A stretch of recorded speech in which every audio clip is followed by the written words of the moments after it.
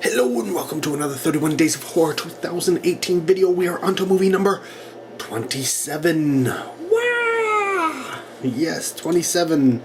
And we are taking a look at the film Alien Outpost, also known as Outpost 37 from 2014.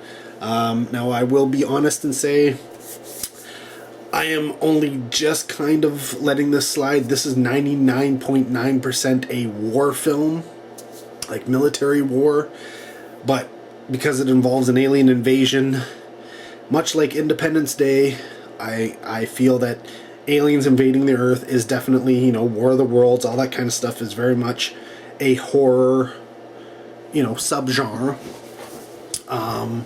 And so I include it, whether, they play up the scares or not. And they do have some scares in this film. But like I said, it is mainly a action, war, military type film. It is directed by Jabbar Raisani, who has not directed anything prior or since in terms of features. He's done some shorts, but he's mostly known for being involved in visual effects with films like Predators, Iron Man, and Game of Thrones. So not surprising that you would find some special effects in Alien Outpost. And fortunately, I'm guessing the budget kind of restricted him, obviously. Obviously he knew his visual effects background and he used that to his advantage. Now the film is, I guess technically it falls into the whole found footage subgenre of movies, as it is shot via the perspective of two journalists who are videotaping things. And so it is edited in a way, and the troops have cameras and drones, and they've set up cameras in this outpost and stuff like that. So it is all from that perspective, and then edited after the fact to tell the story. So it's kind of a mockumentary, if you will, a faux documentary about this whole situation that's going on. So it's essentially a movie about this documentary crew who are following this elite unit of soldiers after this alien invasion has happened to this Outpost 37. And this takes place like 10 years after the initial alien invasion.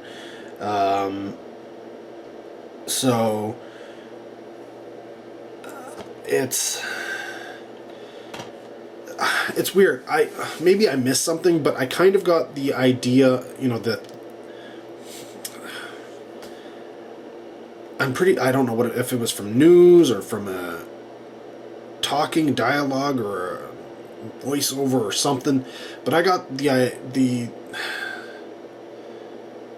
impression, that this was kind of the main aliens had left the Earth, but they left behind some of what they called heavies, which were like big, bulky, I guess, soldiers, ground soldier type people. So all the leaders, took off and left some soldiers on the ground, and most of these things were kind of eliminated already, but there's this last area where there are aliens, and this is where this outpost is actually set up.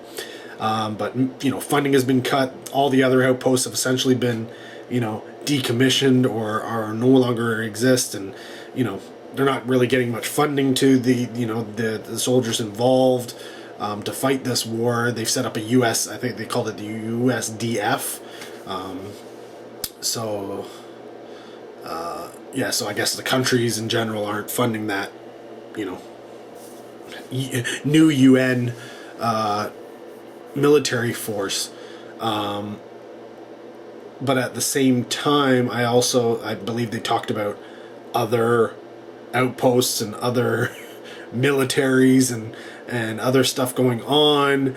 And even when you get to the end of the film, I sort of, it didn't make much sense to me, but I think they missed something in the writing of the story. They had one idea and they kind of went with it, and then they totally forgot about it, and then decided they were doing some stuff and wrote story to make that work, but the story, it's like they had multiple stories kind of going on in terms of each, the different scenes, and they kind of forgot about each other. It's just little things. And it could have been just a matter of the fact that I didn't really, maybe I missed something.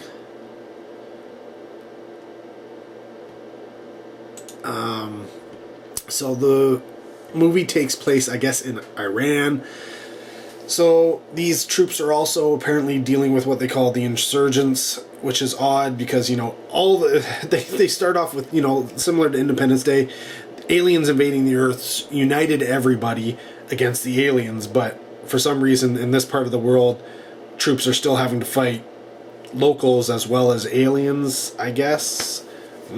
Whatever. But, yeah, I mean, because it is a war film, there are a ton of people involved. So I will go through a few of them, not a lot of them, but I figure I picked out a few that you might know. Matthew Holmes plays the character North in this film. And he's no stranger to war and military type things. He started off in a few. Well, he started off in television, really, TV movies, and then went on to play the character Matt Graham in Blue Heelers, and then followed that up with Senior Constable Sam Webster in Out of the Blue, the series, and then followed that up with Chief Petty Officer Chris Swain Blake in Sea Patrol, and then went on to do more television and then eventually some movies, including this one. So if you watched any of those television shows, you'll know who that guy is.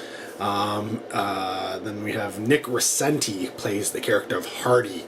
Now Nick had a few things that were more, I'd say, genre related. He played Goston in Northmen, a Viking saga. I think I watched that recently. He was Mr. Holmes, if you watched Black Sails, the TV series at all. He played the role of Hogan in Outlander, if you watched that. But again, lots of television and then a few movies, including this one. Then we get, who else do we get? We get Joe Regan playing Omohundro. I believe his Omo was his nickname, or a lot of like to, obviously go with Homo after that. But he wasn't, had a few genre roles. He had a small role in Jeepers Creepers 2, in Snuff Movie, Vacancy 2, and The Crazies. He was Private Billy Babcock in that. But I think if you watched Hollywood Heights, that's where you'd probably know him best from as Steven. And then, of course, went on to do some more movies, including this one. See the theme here? Next up will be, we'll do Rick Ravanello. Rick Ravanello, who plays the role of Spears. Now, Rick Ravanello, he's one of those guys you recognize the face right off the bat. He was the one, I think there's two guys in this that I recognize right off the bat. One was him. Of course, he was Major Joe Clary in Heart's War. He was Briggs in The Cave. I really do enjoy The Cave. And he was, what was the name of that movie? Oh yeah, Dark Hall. He played Damon. Yeah, that movie I just watched a couple of days ago. Dang it. And then this one actually came before Dark Hall. Whatever. Or Monster Truck, as I believe it was originally called. I don't know.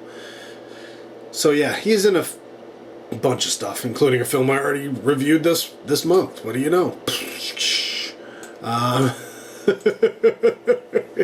Guess it happens, right? Next up, who else do we got here? We got Brandon Orrit, who plays the character of Sovino. Now, you might know him. He played the character of Michael Williams in the television show One Way, which I've never heard of, but it was out there. He was Drake in Elysium. He was Hippo in Chappie. He was in Planet of the Sharks, Empire of the Sharks, Six-Headed Shark Attack. Yeah, he likes some shark movies. And if you saw that Blood Drive television series, he was Ribbone in that. And then, of course, he was also in Tremors 5, Bloodlines. And that was just after being in Outpost, Alien Outpost, Outpost 37. A couple more. Douglas Tate is the Heavy. He plays the Heavy. And he's been in a few things. Some stuff he started off playing almost those no-name, non-speaking things in Star Trek and The Dead Undead, and Thor. I mean, in Thor, the Thor movie, he was a frost giant. These are things where he's not really, credited at all. But it was interesting to see that he was also in Knights of Badassdom as Abominog, and then before this he was in the Quest, the television series, playing the part of Verlox, and then after this he had a stint in Teen Wolf, that television series, as the pathologist, which was odd that the pathologist never had a name. He's just known as the pathologist. And then more recently, I believe this year, yes, that Unfriended sequel, Dark Web, which came out this year, he was the Charon 4 character. So it was quite interesting to see him in this. But then the biggest one for me was Adrian Paul. Yes, you heard that right. Adrian Paul played General Dane, the voice of General Dane. And if you don't know the man by the name, you should know him as John Kincaid in the War of the Worlds television series. Yes, that guy. Oh, you don't know that one? Well, then how about Duncan MacLeod in the Highlander television series, and then Highlander Endgame, which I guess was the height of his career. He eventually was in Tracker as Cole or Dagon, and then he went on to do another Highlander with The Source, and then Lost Colony, The Legend of Roanoke, The Immortal Voyage of Captain Drake, Iborgs, and yeah, he kind of went down the Asylum route, because he has War of the Worlds, Goliath, Deadly Descent, The Abominable Snowman, AE Apocalypse Earth, Dante's Hell, Apocalypse Pompeii, and then this one. Yeah. So, yeah. It's too bad. Loved him in Highlander. Just wish he had, managed to make something more of himself other than, a bunch of these low-budget films. It's too bad. Now, this film takes place mostly in the Outpost. They do have a armored, an armored personnel carrier of some sort, an APC, that they use throughout the film.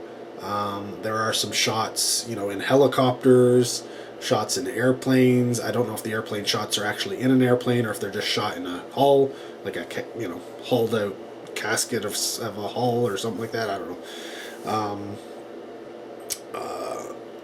But for the most part, it's all on this outpost. And for this being this is what I don't get. They're fighting aliens. They haven't managed to get any of the alien technology, so they're still using regular. They look like regular soldiers who are off in Afghanistan or something like that. They got their standard desert paramilitary gear. They got standard weapons. Variety of pistols, a bunch of machine guns, 30 caliber. Pintle mounted machine guns in some kind of dugout that they've got overlooking a ravine or something. But yeah, so they don't have any alien guns. They have, regular guns, grenades, etc. And the outpost looks like it's just slapped together with like aluminum sheeting and wood and fencing and like this is supposed to be the last great outpost fending off the biggest, the last of the big alien fighting that's going on, and it's literally a shack. I don't know. I don't know.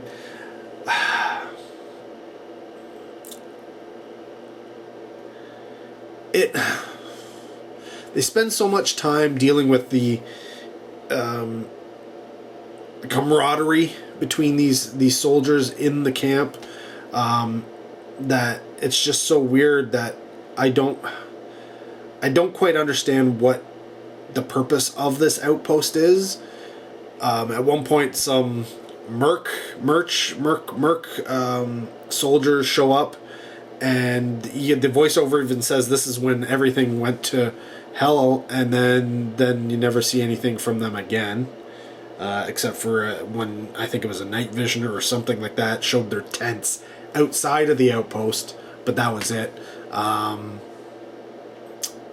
Yeah, it's essentially just a bunch of guys hanging around in this outpost, eating, talking, messing around, and then they'll shoot some guns. There might be an attack of some sort, some kind of action sequence, I guess. Some kind of danger shows up or happens and that they have to deal with it.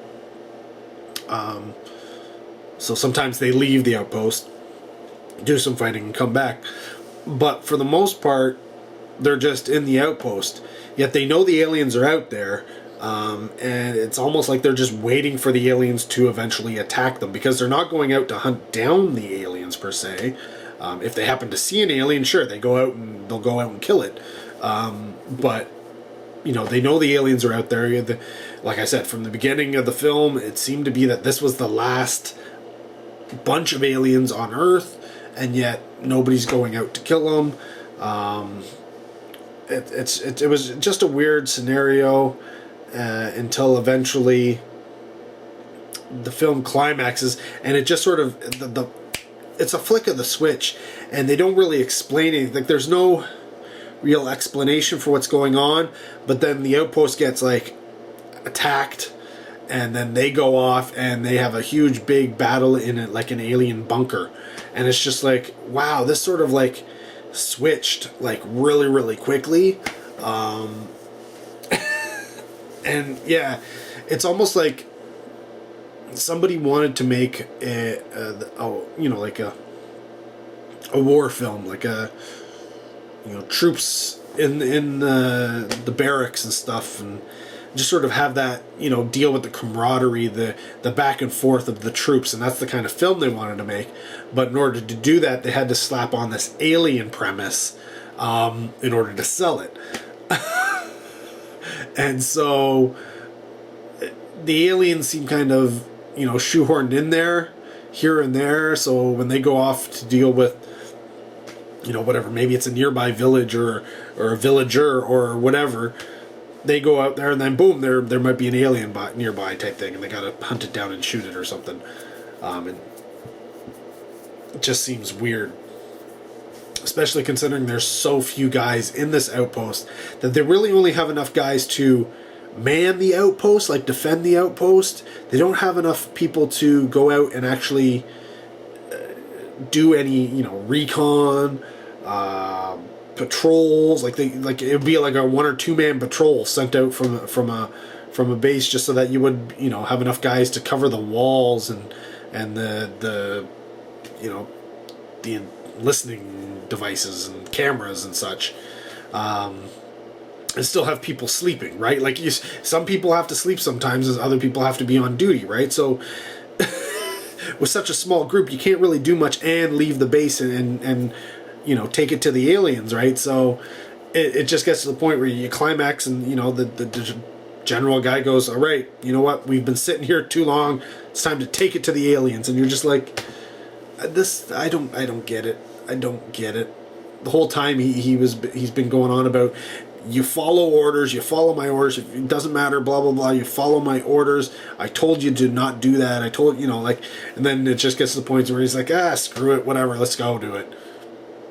And I'm just like, I don't know what's going on here. And yeah, and then it just sort of escalates from there, and huge firefights, lots of explosions and craziness going off, you know, both with, you know, human gunfire and alien weaponry, plasma weaponry, of some sort, it seems like. So yeah.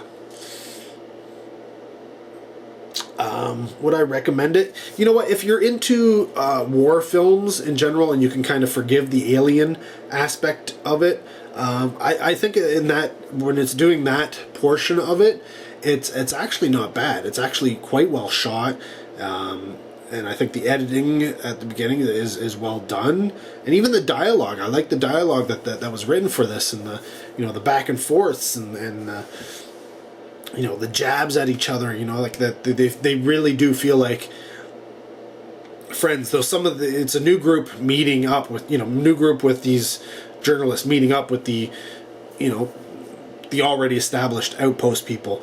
And I found they got incorporated really, really quickly, and they were already, you know, like, hey, felt like they were best friends, which I thought was a little weird. I thought there would have been a little bit more of a, you know, maybe a butting of heads, or a hard to, you know, mesh together, but that didn't happen, so it felt a little odd, you know. But yeah, I mean, if you're into war films and such, this isn't a bad one to actually check out. It'd be worthwhile. You just have to remember there's aliens. If you're looking for an Independence Day like film, this really isn't that. Aliens are very few and far between. Obviously, the budget is way down, and so any of the stuff that involves the special effects aspects, kind of, it's a stretch. I mean, to make the most of the budget, I guess.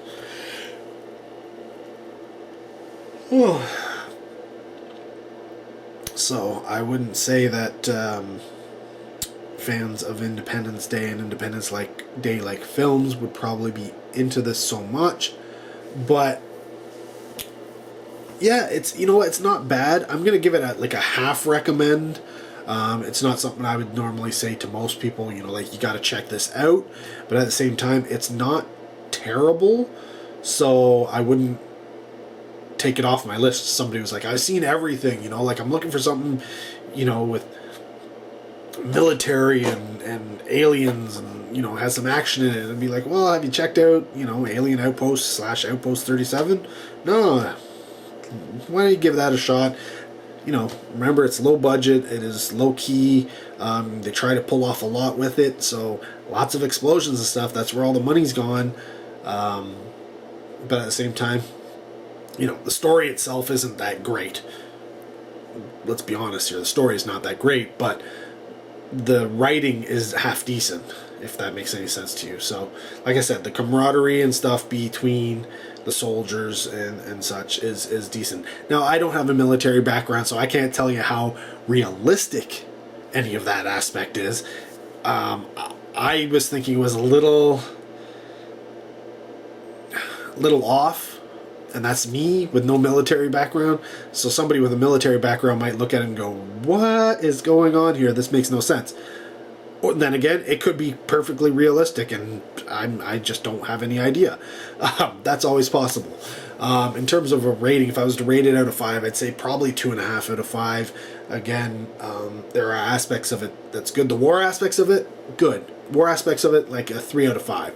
But shoehorning the alien stuff in there drops it down, and really makes it kind of, whenever they sort of show up, it really, the story just doesn't quite go together. It doesn't quite fit together properly.